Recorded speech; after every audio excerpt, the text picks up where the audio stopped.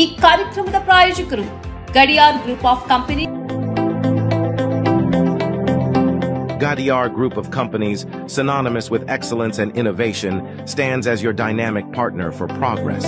Gadiar Group ensures safety as guardians in firefighting and builds vibrant communities in real estate.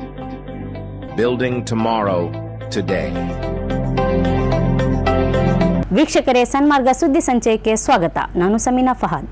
ಇರಾನಿಗೆ ಅತ್ಯಾಧುನಿಕ ವಾಯು ರಕ್ಷಣಾ ವ್ಯವಸ್ಥೆಯನ್ನು ಮಾರಾಟ ಮಾಡಲು ಚೀನಾ ಮುಂದಾಗಿರುವುದಕ್ಕೆ ಅಮೆರಿಕ ಆತಂಕ ವ್ಯಕ್ತಪಡಿಸಿದೆ. ಮುಂದಿನ ಕೆಲವೇ ವಾರಗಳಲ್ಲಿ ಚೀನಾ ನಿರ್ಮಿತ ಶಸ್ತ್ರಾಸ್ತ್ರಗಳು ಇರಾನಿಗೆ ತಲುಪುವ ಸೂಚನೆ ಇದೆ ಎಂದು ಅಮೆರಿಕದ ಗುಪ್ತಚರ ಏಜೆನ್ಸಿಗಳು ವರದಿ ಮಾಡಿವೆ.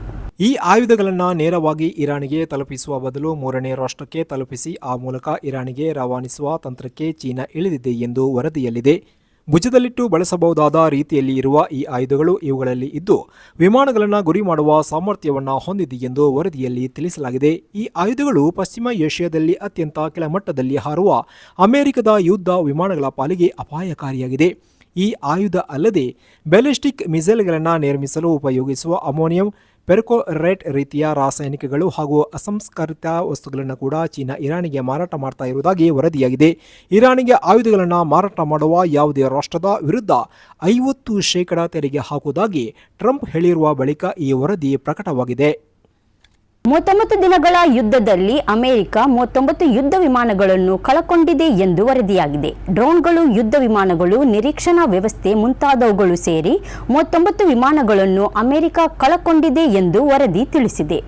ಇದು ಅಮೆರಿಕದ ವಾಯು ರಕ್ಷಣಾ ಸಾಮರ್ಥ್ಯಕ್ಕೆ ಇತ್ತೀಚಿನ ದಶಕಗಳಲ್ಲಿ ಎದುರಾದ ಅತಿದೊಡ್ಡ ಪ್ರತಿರೋಧ ಎಂಬ ಅಭಿಪ್ರಾಯ ಮೂಡಿಬಂದಿದೆ.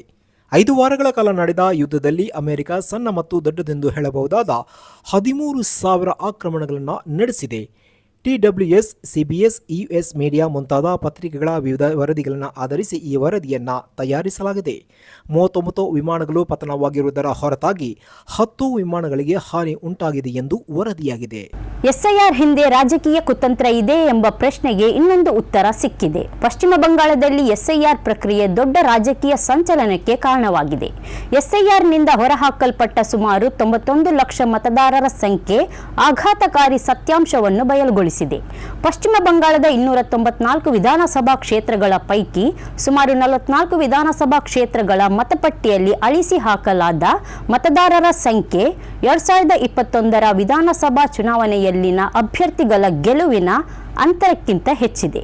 ಪಶ್ಚಿಮ ಬಂಗಾಳದ 294 ಕ್ಷೇತ್ರಗಳ ಪೈಕಿ 44 ಕ್ಷೇತ್ರಗಳಲ್ಲಿ ಈ ವ್ಯತ್ಯಾಸ ಸ್ಪಷ್ಟವಾಗಿ ಕಂಡುಬರ್ತಾ ಇದೆ. 44 ಕ್ಷೇತ್ರಗಳಲ್ಲಿ ಗೆಲುವಿನ ಅಂತರ ತುಂಬಾ ಕಡಿಮೆ ಇತ್ತು. ಕೆಲವೆಡೆ 500ರಿಂದ 5,000 ಮತಗಳ ಅಂತರವಿದೆ ಎನ್ನುವುದು ಕೂಡ ಇಲ್ಲಿ ಉಲ್ಲೇಖನೀಯ. ವಿಳಾಸ ಬದಲಾವಣೆ ಅಥವಾ ಇತರ ಕಾರಣ ನೀಡಿ ಮತಪಟ್ಟಿಯಿಂದ ಅಳಿಸಿ ಹಾಕಿದ ಮತಗಳ ಸಂಖ್ಯೆ ಗೆಲುವಿನ ಅಂತರಕ್ಕಿಂತ ಶೇಕಡ 1.5ರಿಂದ 3 ಪಟ್ಟು ಹೆಚ್ಚಿದೆ. ಉದ್ದೇಶಪೂರ್ವಕವಾಗಿ ಕೆಲವು ನಿರ್ದಿಷ್ಟ ಸಮುದಾಯ ಅಥವಾ ನಿರ್ದಿಷ್ಟ ಸಿದ್ಧಾಂತವನ್ನು ಅನುಸರಿಸುವ ಮತದಾರರ ಹೆಸರುಗಳನ್ನು ಮತಪಟ್ಟಿಯಿಂದ ಕೈಬಿಡಲಾಗಿದೆ ಎಂಬ ವಾದಕ್ಕೆ ಈ ಆತಂಕಕಾರಿ ವಿಷಯ ಪುಷ್ಟಿ ನೀಡ್ತಾ ಇದೆ. ಯಾಕಂದರೆ 2021ರಲ್ಲಿ ಅನೇಕ ಬಿಜೆಪಿ ಮತ್ತು ಟಿಎಂಸಿ ಅಭ್ಯರ್ಥಿಗಳು ಅತ್ಯಲ್ಪ ಮತಗಳಿಂದ ಸೋತಿದ್ದಾರೆ ಅಥವಾ ಗೆದ್ದಿದ್ದಾರೆ. ಈ ಅಳಿಸಿ ಹಾಕಲಾದ ಮತಗಳು ತಮ್ಮ ಪರವಾಗಿದ್ದವು ಎಂದು ಎರಡೂ ಪಕ್ಷಗಳು ಪರಸ್ಪರ ದೂಷಣೆ ಮಾಡ್ತಾ ಇದ್ದೆಯೇ. ಈ SIR ಪ್ರಕ್ರಿಯೆ ಅಂಕಿ ಅಂಶಗಳು ಹೊರಬಂದ ನಂತರ ಚುನಾವಣಾ ಆಯೋಗ ಮತದಾರರ ಪಟ್ಟಿಯನ್ನು ಮತ್ತೊಮ್ಮೆ ಕೂಲಂಕುಷವಾಗಿ ಪರಿಶೀಲನೆ ನಡೆಸಬೇಕು ಎಂಬ ಒತ್ತಾಯ ಕೇಳಿಬಂದಿದೆ.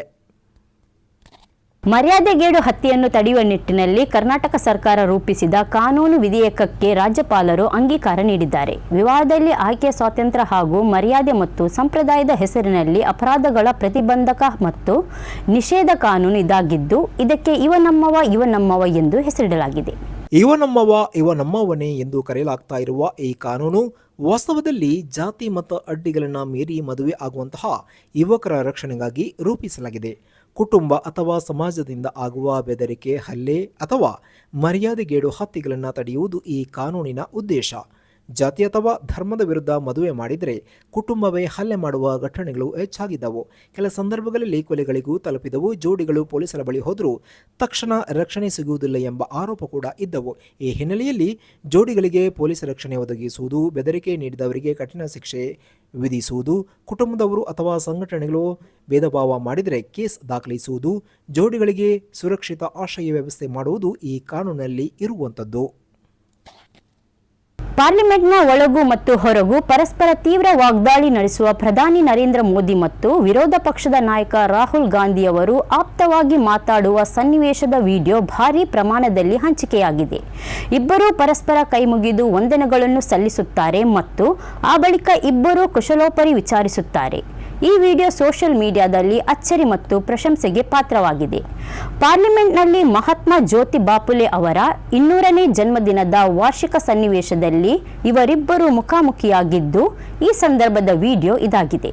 ಪಾರ್ಲಿಮೆಂಟಿನ ಹೊರಗೆ ನಿಂತಿದ್ದ ರಾಹುಲ್ ಗಾಂಧಿ ಮತ್ತು ಇನ್ನಿತರ ನಾಯಕರ ಬಳಿಗೆ ಬಂದ ಪ್ರಧಾನಿ ನರೇಂದ್ರ ಮೋದಿ ಅವರು ಅವರಿಗೆ ಕೈಮುಗಿದು ಅಭಿವಂದನೆ ಸಲ್ಲಿಸುತ್ತಾರೆ. ಆ ಬಳಿಕ ರಾಹುಲ್ ಗಾಂಧಿ ಅವರ ಜೊತೆ ಅನೌಪಚಾರಿಕವಾಗಿ ಮಾತುಕತೆ ನಡೆಸುತ್ತಾರೆ. ಜ್ಯೋತಿಬಾ ಫುಲೆ ಅವರನ್ನು ಸ್ಮರಿಸುವ ಸನ್ನಿವೇಶ ಮುಗಿದು ಮರಳುವುದಕ್ಕಿಂತ ಮೊದಲು ಇವರಿಬ್ಬರು ನಾಯಕರು ಮುಖಾಮುಖಿಯಾದ ಸನ್ನಿವೇಶ ನಡೆದಿದೆ. ಪಾರ್ಲಿಮೆಂಟಿನ ಆವರಣದಲ್ಲಿರುವ ಫುಲೆ ಇವರ ಪುತ್ಥಳಿಗೆ ಈ ಇಬ್ಬರು ನಾಯಕರು ಅರ್ಪಣೆ ಮಾಡಿದರು. ಸ್ಪೀಕರ್ ಓಂ ಬಿರ್ಲಾ, ಕೇಂದ್ರ ಸಚಿವ ಅರ್ಜುನ್ ರಾಮ್ ಮೇಘವಾಲ್, ಮಾಜಿ ರಾಜ್ಯಸಭಾ ಡೆಪ್ಯೂಟಿ ಚೇರ್ಮನ್ ಹರಿವಂಶ್ ಮುಂತಾದವರು ಈ ಕಾರ್ಯಕ್ರಮದಲ್ಲಿ ಭಾಗಿಯಾಗಿದ್ದರು. ಕಾರ್ಯಕ್ರಮ ಮುಗಿದು ಓಂ ಬಿರ್ಲಾ ಹತ್ತಿರ ನಿಂತಿದ್ದ ರಾಹುಲ್ ಗಾಂಧಿ ಅವರನ್ನ ಮೋದಿ ಕೈ ಮುಗಿದು ಅಭಿನಂದನೆ ಸಲ್ಲಿಸುತ್ತಾರೆ. ಉಳಿದವರಿಗೂ ಅಭಿವಂದನೆ ಸಲ್ಲಿಸಿ ಆ ಬಳಿಕ ರಾಹುಲ್ ಗಾಂಧಿಯ ಬಳಿ ನಿಂತು ಮಾತನಾಡ್ತಾರೆ. ಈ ಮಾತುಕತೆ ಸುಮಾರು 1 ನಿಮಿಷದವರೆಗೆ ಸಾಗುತ್ತದೆ. ಈ ವಿಡಿಯೋ ವೈರಲ್ ಆಗ್ತಾ ಇದೆ. ಇದು ಈ ಹೊತ್ತಿನ ಸುದ್ದಿ ಸಂಚಯ. ನಿರಂತರವಾಗಿ ನೋಡ್ತಾ ಇರಿ ಸನ್ಮಾರ್ಗ ನ್ಯೂಸ್. ಸುದ್ದಿಗಳ ಸಂತೆಯಲ್ಲಿ ಸತ್ಯದ ಮೊಂಬತ್ತಿ.